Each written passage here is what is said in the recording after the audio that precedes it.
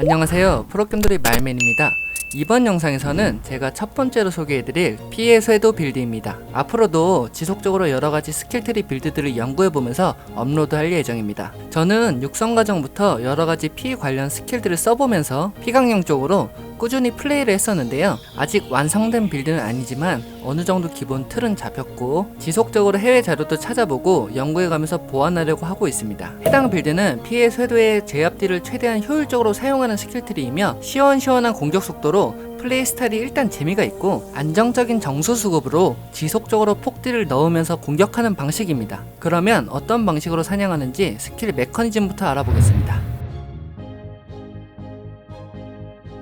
우선 해당 빌드의 핵심은 확정적인 제압딜을 빠른 공격 속도로 지속적으로 딜링을 하는 방식입니다. 일반 던전 같은 경우에는 어느정도 딜이 나오기 시작하면 다른 스킬들은 안쓰고 시체 폭발하고 피해 쇄도만으로도 딜링이 가능합니다. 사실상 시체 폭발은 데미지로 활용하는 것이 아니고 쿨타임 감소 및 정수 회복의 목적으로 사용하고 있습니다. 피해 쇄도의 스킬은 근접에서 퍼져나오는 피해 회오리로 강력한 딜을 뽑을 수 있으며 화면에 보이는 맵 전체에는 피를 뽑는 데미지로 추가 데미지를 주면서 자신의 체력도 회복하는 스킬입니다. 덕분에 때리면서 자신의 피도 회복하기 때문에 빠르게 공격하면 공격할수록 안정성이 좋아집니다.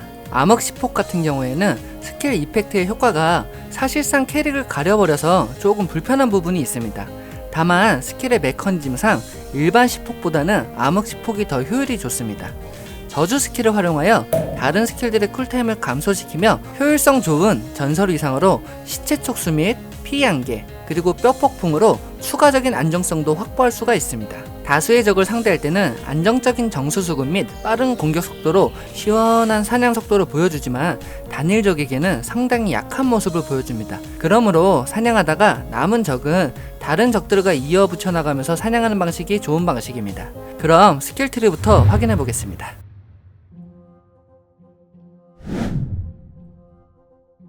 우선 해당의 스킬 트리는 정수를 어느정도 수급이 가능하기에 기본 스킬은 잘 사용하지 않습니다. 다만 단일 보스전 및 단일적 대상을 처리할 때는 필요합니다. 저는 추가적인 피해 구슬을 획득하기 위해 과다출혈을 선택했습니다. 스킬 스왑 같은 경우에는 A키를 누르시면 기술창이 열리는데 잠긴 기술 표시 버튼을 누르시면 사용 가능한 스킬들이 나옵니다. 필요한 경우에만 저주 스킬을 빼고 과다출혈 스킬을 넣어서 정수회복 및 피해 구슬로 추가 정수회복을 시도합니다. 다음으로는 주력 핵심 스킬입니다. 우선 피해 쇄도 마스터입니다. 강화 효과로 5번의 공격 이후 확정적인 제압딜을 할 수 있는 스킬을 선택했습니다. 부생의 에너지는 포인트 1개만 투자하고 불안정한 균형 스킬을 마스터해서 추가적인 피해 쇄도의 딜을 확보했습니다. 잘린 살점도 매우 중요하며 우두머리 상대로 2배에 달하는 효과가 있으므로 마스터를 해줍니다. 다음 스킬 탭에서는 피한개 스킬에 1포인트씩 투자했습니다. 해당 스킬은 생존에 굉장히 중요한 역할을 합니다. 스킬 강화 효과로는 시체 생성으로 추가적인 시체를 보충합니다. 피한개 스킬은 라트마의 원기로도 확정적인 제압딜로 추가적인 딜 상승 효과를 볼 수가 있으나 일정 틱이 제한되어 있어서 공속이 높은 해당 스킬 트리에서는 일정량의 딜만 하고 그 이후에는 무적 효과만 얻을 수가 있습니다. 시체 폭발에도 1개씩의 포인트만 투자합니다. 시체 폭발의 역할은 정수 수급 및 스킬들의 쿨타임을 감소시켜주는 역할이며 딜량에 관련된 스킬로는 사용하지 않습니다. 기분 나쁜 수학과 죽음의 동력 마스터로 정수 회복 및 추가 딜 상승 효과를 얻을 수가 있습니다. 다음으로는 저주 스킬입니다. 가시에 박힌 철관으로 추가적인 정수 생성 및 딜 상승의 효과를 얻을 수가 있으나 노화 스킬로 적들의 데미지 및 이동 속도를 감소시켜 안정성을 확보했습니다. 그리고 제일 중요한 재사용 대기시간 감소로 필요한 스킬들의 쿨타임을 감소시켜 추가 안정성을 확보할 수가 있습니다. 죽음의 은총은 근거리 피해 감소 및 데미지 증가 옵션이 있으므로 마스터했습니다. 다음 스킬 탭에서는 핵심 스킬들의 데미지를 보강할 수가 있습니다. 섬뜩한 회복도 안정성 측면에서는 좋으나 다른 곳에 스킬 포인트를 투자해야 하므로 1포인트만 찍습니다. 그리고 추가적인 제압딜을 위해 응결된 피와 피해 경로를 마스터해줍니다. 활력 흡수는 선택사항이나 공격 속도가 높은 트리이므로 조금의 이득을 보기 위해 1개를 찍어줬습니다. 시체 촉수는 전설 옵션으로 데미지 상승 및 안정성 그리고 군중 제어 기술이 전부 들어가 있는 좋은 스킬입니다. 다만 저주 스킬로 쿨타임을 감소시킬 수 있기에 1포인트씩만 투자해줍니다. 여기서 중요한 점은 취약 피해가 아닌 피해 구슬을 선택했습니다. 제압 공격은 취약 피해 효과를 받지 않는 데미지이므로 더 많은 피해 구슬을 확보하기 위해 피해 구슬을 선택했습니다. 궁극기는 뼈의 폭풍을 마스터해줍니다. 뼈의 폭풍은 굉장히 중요한 생존 수단이며 극대화 확률로 추가적인 딜을 확보할 수가 있습니다. 고무적인 지도자는 추가적인 공격 속도를 가져갈 수 있으므로 마스터했습니다.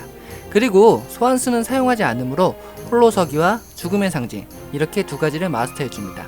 마지막으로는 라트마의 원기로 추가적인 생명력 및 제압 효과를 확보했습니다. 다음으로는 망자의 설을 살펴보겠습니다. 해골전사 부분에서는 극대화 확률, 피해 저항, 그리고 암흑 피해 증가 옵션이 있습니다. 저는 방어병을 희생시켜서 추가적인 안정성을 선택했습니다. 다음은 마법 학자 부분인데 최대 정수, 취약 피해, 제압 피해 이렇게 있지만 뼈 마법 학자를 희생시켜 핵심적인 제압 딜의 추가 상승 효과를 얻었습니다. 여기서 뼈 마법 학자가 중요한데 제압 피해가 곱셈으로 적용되므로 엄청난 제압 피해 상승 효과를 얻을 수가 있습니다. 이따가 아이템 및 전설 옵션에서도 설명해드릴 희생 보너스 전설 옵션과도 중복되므로 굉장히 중요합니다. 마지막으로는 골렘 부분인데 여기서는 세 가지 모두 선택이 가능합니다. 다만 저는 피골렘을 희생시켜서 최대 생명력을 확보했습니다. 제압 피해는 현재 생명력 플러스 추가 보강량으로 피해량 증가 효과를 얻을 수 있으므로 생존 및 딜 상승 효과를 모두 얻을 수 있는 좋은 방법인 것 같습니다. 공격 속도도 있고 극대화 피해 증가도 있지만 공격 속도는 이미 어느 정도 확보가 되어 있고 극대화 피해 증가로도 테스트를 해보았으나 드라마틱한 데미지 상승은 보지 못했습니다. 해당 테스트로 알아볼 점은 제압에 극대화 피해가 적용된 주황색 텍스트로 표기된 데미지에 대해 말씀드리자면 제압 피해가 나오고 그 제압 데미지에서 극대화 피해가 증가되는 부분이 아니고 일반 피해에서 극대화 데미지가 나오고 그 데미지 기반으로 추가 제압 피해량이 상승하는 부분이 있었습니다. 그러므로 제압 피해량에 영향을 주는 생명력을 선택해서 안정성 및 추가 데미지를 증가시키는 부분이 더 좋은 것 같습니다. 다음으로는 전설 위상 및 아이템 옵션에 대한 설명을 드리겠습니다. 제가 생각하는 피강령의 우선순위 옵션입니다. 우선은 방어도입니다. 방어도가 생존 측면에선 가장 효율이 좋은 모습을 보여줬고 부가적으로 땡땡 피해 감소의 효과들보다는 우선적으로 챙겨야 할 것이 바로 방어도입니다. 그 다음으로는 최대 생명력 증가입니다. 제압 데미지 특성상 생명력에도 영향을 받기 때문에 생존 및 피해량 증가에도 도움이 되므로 생명력이 다음으로 중요한 옵션입니다. 그리고 해당 빌드의 핵심 데미지인 제압 피해 증가 옵션도 반드시 챙겨줘야 합니다. 제압 피해는 취약 피해 옵션에 영향을 받지 않는 단독적인 데미지이기 때문에 제압 피해량 자체를 올려서 최대한 데미지를 증가시켜줘야 합니다. 그 외의 옵션으로는 공격 속도, 정수 소모량, 극대화 피해, 극대화 확률, 주스탯, 그리고 피구술 공격력 증가, 피기술 피해 등 여러가지 유효 옵션을 보고 세팅하시면 됩니다. 자, 투구부터 확인해 보겠습니다. 베스트 옵션은 방어도 증가, 생명력 증가, 피구술 공격력 증가, 그리고 주 스탯입니다. 뼈의 폭풍 보호막 증가를 선택했습니다. 해당 위상은 생명력이 많을수록 이득을 볼 수 있는 방어 관련 위상이며 다른 방어막 옵션보다도 효율이 좋은 것 같습니다. 가슴 방어 후에는 제압 피해량을 챙길 수가 있습니다. 그러므로 방어도 증가, 생명력 증가, 제압 피해, 주 스탯 순으로 챙겨주시면 됩니다. 위상으로는 방어도가 증가하는 위상을 선택했는데 해당 위상이 현재 방어도 측면에서는 가장 효율이 괜찮은 위상이므로 해당 위상으로 선택했습니다. 장갑에서는 피해 섀도의 주력 스킬을 올릴 수 있는 옵션이 있습니다. 해당 부분을 고정으로 가져가고 그 외에 공격 속도, 제압 피해, 극대화 피해, 극대화 확률, 주 스탯 순으로 챙기시면 됩니다. 위상으로는 피해 섀도가 2번 발동하는 위상을 가져갔습니다. 피해 섀도가 주력 스킬인 만큼 해당 위상은 데미지 증가폭에 영향을 미칩니다. 바지 부분에서도 시체 폭발 기술이 붙을 수가 있는데 현재 저는 시체 폭발 부분은 제외하려고 하고 있습니다. 사실상 시체 폭발은 해당 빌드에서 데미지는 크게 영향을 미치지 않고 오로지 정수 회복 및 쿨타임 감소의 효과로만 영향을 미치므로 방어도, 생명력, 보강 피해, 주 스탯 순으로 챙겨가려고 하고 있습니다. 위상으로는 시체 소모 시 피해 구슬 획득 확률입니다. 해당 위상은 이따가 설명드릴 다른 전설 위상과도 시너지 효과가 있고 생존에도 많은 도움이 되므로 꼭 챙겨주도록 합시다. 신발 부분에서도 마찬가지입니다. 시체 촉수는 워낙 좋은 기술이지만 이 부분에서도 쿨타임 감소 효과로 해결이 가능하므로 방어도, 정수 소모량, 이동속도, 주 스탯 순으로 챙겨가려고 하고 있습니다. 현재 사용하고 있는 위상은 피한계를 사용할 때 시체 폭발의 기술이 활성화되는 위상인데, 시체가 많이 있어도 전부 폭발하는 것이 아니기 때문에 현재는 다른 옵션을 고려하고 있습니다. 신발에 장착이 가능한 위상은 워낙 한정적으로 제한되어 있으므로 현재 고려하고 있는 위상은 착취자의 보조 위상으로 군중 제어 지속시간 20% 증가 및 저지불가 대상한테 주는 50% 피해 옵션이 있는데, 해당 위상으로 변경하려고 생각하고 있습니다. 주력 무기에서는 공격 속도가 빠른 단검이나 마법봉으로 선택해 주시는 것이 좋습니다. 해당 빌드의 특성상 빠른 공격 속도로 제압딜을 자주 사용하는 스킬트리이므로 현재는 마법봉과 단검으로 테스트를 진행하고 있습니다. 주무기에서는 아이템의 초당 공격력이 가장 중요한 옵션이므로 아이템 레벨이 높은 것이 좋습니다. 옵션으로는 제압 피해, 주스탯, 극대화 피해, 핵심 기술 피해입니다. 사용하고 있는 위상으로는 최대 생명력 위로 치유하는 비율마다 제압의 피해량이 증가하는 위상인데, 해당의 위상은 피해 세도에 있는 생명력 흡수하고도 궁합이 잘 맞는 위상입니다. 액세서리 부분에서는 아이템 레벨도 중요하지만 아이템 레벨이 725레벨만 넘으면 최대 옵션이 붙기 때문에 725 이상의 옵션이 좋은 것을 우선적으로 착용하시면 될 것 같습니다. 먼저 목걸이부터 살펴보겠습니다. 목걸이에 필요한 옵션으로는 방어력, 정수 소모량 감소, 제압 피해, 주 스탯 퍼센테이지 증가입니다. 위상으로는 희생 보너스 증가를 선택했습니다. 목걸이에 장착되는 위상은 그 효과가 50% 증가하므로 희생의 보너스 증가 효과로 추가적인 피해 감소 및 제압 피해량, 그리고 생명력까지 확보하는 게 가장 좋아 보입니다. 현재 제압 피해량을 보시면 1900 정도 되는데, 여기서 목걸이를 빼면 300%나 감소하는 것을 볼 수가 있습니다. 그만큼 희생에서 차지하는 데미지 증가 부분이 많기 때문에 희생 보너스의 증가를 목걸이에 사용했습니다.